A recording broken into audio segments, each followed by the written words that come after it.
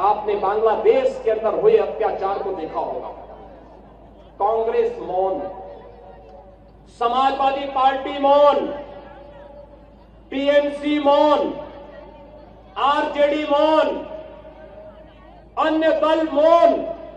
केवल भारतीय जनता पार्टी ने कहा था कि बांग्लादेश के हिंदुओं पे अत्याचार नहीं होना चाहिए। ये बांग्लादेश में हिंदू कौन है? बहन और भाइयों, ये सभी दलित हिंदू है, दमित हिंदू है। ये वहां पर रह गए हैं, लगातार उनकी संख्या कम हो रही है, लेकिन चूंकि वह पीड़ित हिंदू इनका वोट बैंक नहीं है, इसलिए उसके पक्ष में लोग आवाज नहीं उठाएंगे, उसके लिए नहीं बोलेंगे। आप पिछले एक सप्ताह से देख रहे होंगे, पिछले एक सप्ताह से आप पश्चिमी बंगाल के अंदर का नजारा देख रहे होंगे। पश्चिमी बंगाल के अंदर कैसे गरीबों को, दलित हिंदुओं को कैसे दंगों का शिकार बनाया जा रहा है। समाजवादी पार्टी मौन है, कांग्रेस मौन है, और ममता दीदी को ये दंगाई शांति दूत दिखाई दे रहे हैं। बहनों और भाइयों, ये शांति दूत नहीं, ये दंगाई है, और दंगाइयों का जवाब तो केवल डंडा हो सकता है। उनके लिए अपील काम नहीं करेगी, और उन दंगाइयों से सख्ती से निपटने का काम वहां पे किए जाने की आवश्यकता है, सख्ती से करने की आवश्यकता है। बहनों और भाइयों, मैं आज आपसे यही कहने के लिए आया हूं आगरा में कि बाबा साहब का मिशन हर दलित, हर वंचित, हर गरीब को न्याय देने का रहा है। अन्याय चाहे वह बांग्लादेश के अंदर हो या पाकिस्तान के अंदर, या फिर किसी भी स्थान पर, उसके खिलाफ आवाज उठनी चाहिए, अन्याय के खिलाफ आवाज उठनी चाहिए। ये बाबा साहब की प्रेरणा रही है।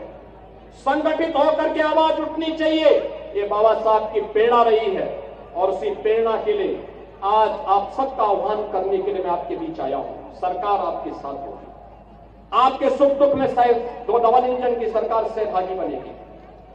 सरकार आपके हितों के लिए संगठित करने के लिए पूरी प्रतिबद्धता के साथ कार्य कर रही है, आगे भी कार्य करेगी। बाबा साहब के सपनों को साकार करने का कार्य प्रधानमंत्री मोदी जी के नेतृत्व में ये डबल इंजन की सरकार पूरी मजबूती के साथ खड़ी होकर के करेगी।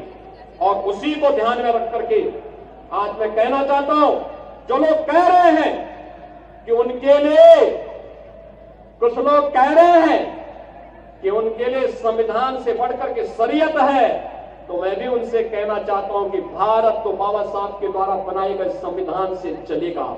जहां शरीयत का कानून लागू होता है, उनको वहां जाना चाहिए। भारत के अंदर भारत की व्यवस्था बाबा साहब के द्वारा बनाए गए संविधान से ही आगे बढ़ेगी, और यह हम सबको दृढ़ भाव के साथ कार्य करना होगा। ऐसा नहीं कि बाबा साहब को लालच न दिया गया हो।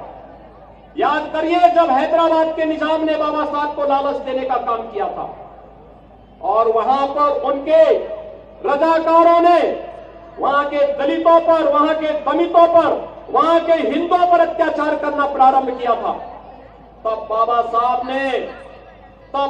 साहब ने बहुत स्पष्टता के साथ हैदराबाद रियासत से जुड़े हुए सभी दलितों को, वंचितों को और हिंदुओं को पत्र लिखा था, और उनका आह्वान किया था कि किसी भी